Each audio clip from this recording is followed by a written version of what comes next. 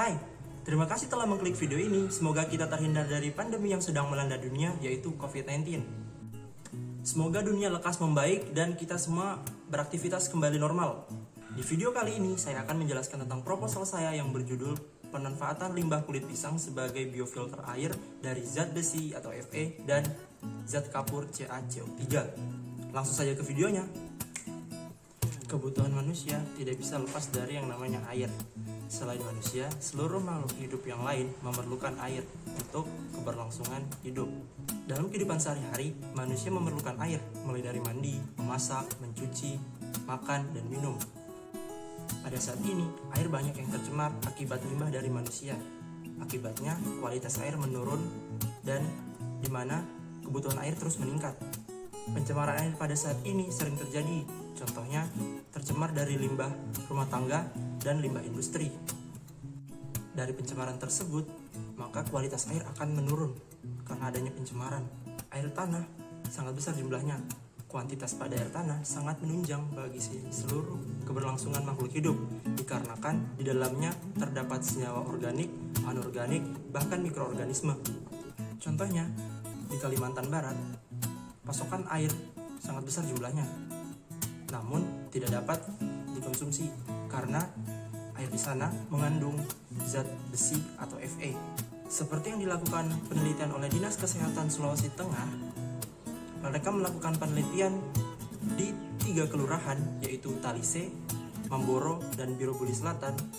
Masyarakat di sana memakai air yang berwarna kuning kecoklatan, yang dimana air tersebut mengandung zat kapur dan zat besi yang sangat tinggi. Akibat dari pemakaian air tersebut, masyarakat banyak yang mengeluh gatal-gatal dikarenakan kandungan zat besi dan zat kapurnya yang sangat tinggi. Untuk menghilangkan zat besi dan zat kapur sebenarnya bisa menggunakan tawas. Namun, tawas dapat menyebabkan kerusakan apabila tertelan dan terkena kulit secara langsung. Maka dari itu, penelitian pada tahun 2011 oleh Industrial and Engineering Chemistry Research yang dilakukan oleh Gustavo Castro di Brazil, ternyata kulit pisang kepok bisa menghilangkan zat logam berat. Ia memotong kulit pisang tersebut kecil-kecil dan dimasukkannya ke dalam air. Alhasil, kulit pisang dapat digunakan berkali-kali hingga 11 kali tanpa kehilangan kemampuannya untuk menyerap logam berat. Kulit pisang sebagai limbah yang dibuang begitu saja dan jumlahnya sangat besar, di mana kulit pisang hanya sebagai limbah organik yang diperuntukkan untuk pakan ternak, di mana kulit pisang juga dapat digunakan untuk sebagai bahan pengetahuan dan teknologi yang mengingat jumlahnya sangat besar. Di dalam kulit pisang mengandung senyawa pektin yang mengandung asam galaktonik, arabinosa, galaktosa, dan ramnosa. Asam galaktonik berperan penting sebagai pengikat ion logam yang merupakan gugus fungsi gula karboksil. Kandungan yang sangat kaya dalam kulit pisang kepok antara lain vitamin C dan B, kalsium, protein, selulosa, hemiselulosa, pigmen klorofil, arabinosa, ramnosa, dan asam galaktonik. Rumusan masalah pada proposal ini yaitu yang pertama, mengapa kulit pisang dapat mengurangi kadar zat besi dan zat kapur? Yang kedua, apa yang terjadi jika kulit pisang digunakan sebanyak 100 gram untuk penjernihan air sebanyak 20 liter? Tujuan dari penelitian ini untuk mengetahui apakah kulit pisang kepok dapat digunakan sebagai biofilter zat kapur dan zat besi pada air.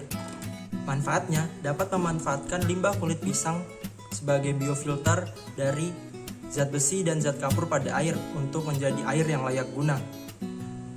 Sebagai sumber daya, air adalah penunjang untuk keberlangsungan makhluk hidup dengan kebutuhan perikanan dan pertanian. Adapun air tawar di dunia memiliki jumlah 2,5%. Itu pun meliputi air danau, air sungai, dan air tanah. Air adalah sumber daya yang dapat diperbarui. Namun, akibat adanya jumlah penduduk yang terus meningkat dapat menyebabkan pasokan air berkurang, di mana air juga dilihat dari penyebaran lokasi dan waktunya. Pelapukan batuan induk dapat memunculkan adanya besi yang ada di perairan.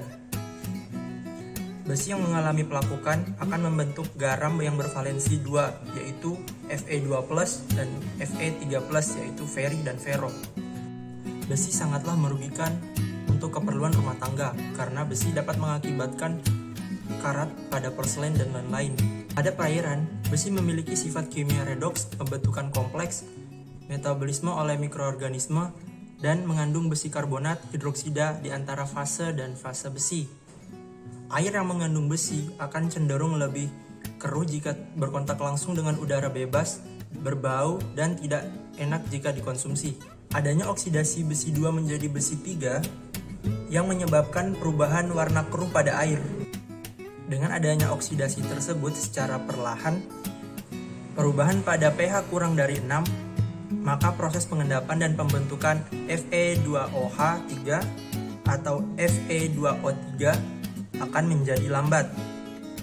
Dengan adanya warna keruh pada air, dapat menyebabkan noda-noda jika unsur tersebut lebih dari 2 mg per liter dan tidak cocok digunakan untuk sebagai air konsumsi. Sebagai batuan sedimen yang banyak mengandung senyawa karbonat, kapur juga mengandung banyak kalsit. Kapur memiliki warna yang bermacam-macam akibat dari adanya campuran lain oleh kapur tersebut. Warna yang dihasilkan antara lain warna putih, putih kekuningan, abu-abu, dan hitam. Warna-warna ini dihasilkan campuran antara lain lampung, quartz, oksida besi mangan, dan unsur organik. Kapur tersebut dari sisa-sisa kerang di laut yang mengalami proses persipitasi kimia. Dalam berbentuk kristal, kalsit kapur dapat memiliki berat 2,6 sampai 2,8 gram per meter kubik dan berat volumenya memiliki 1,7 sampai dengan 2,6 gram per cm kubik, memiliki komposisi kimia pada CaCO3. Berikut adalah komposisi kimia pada kapur. Pisang atau Musa paradisiaca ialah tumbuhan yang telah sangat terkenal di Indonesia. Tetapi, budidaya pisang belum dicoba secara efektif, sebab belum diusahakan secara perkebunan yang menguntungkan. Mayoritas, pisang ditanam oleh rakyat sebagai bahan selingan atau sebagian saja di lahan-lahan perkarangan. Berikut adalah taksonomi buah pisang. Ada berbagai macam pisang yang dapat ditanam di Indonesia, antara lain yaitu pisang Ambon, pisang kepok, pisang tanduk, pisang raja, pisang puri ayu, pisang kuning, pisang susu, pisang mas, pisang Cavendish, dan lain-lain. Pisang kepok ialah pisang yang berupa agak gepeng dan persegi. Sebab wujudnya yang gepeng, ada yang menyebutnya pisang gepeng. Kulit buahnya sangat tebal dan warna kuning kehijauan, serta kadangkala bernoda coklat. Ada 2 tipe pisang kepok yang populer di Indonesia, yaitu pisang kepok kuning serta pisang kepok putih. Berikut deskripsi morfologi pada pisang kepok dan klasifikasi pisang kepok. Kulit pisang yang memiliki fungsi melindungi daging buah pada buah pisang memiliki vitamin antara lain C, B, kalsium, protein, dan lemak yang cukup baik. Berikut adalah komposisi kimia pada kulit pisang kepok.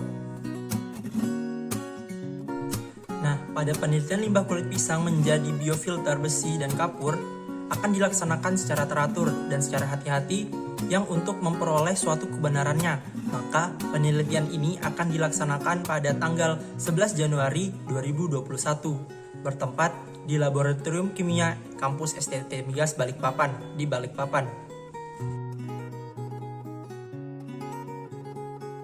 Cara kerja dari penelitian ini adalah sebagai berikut.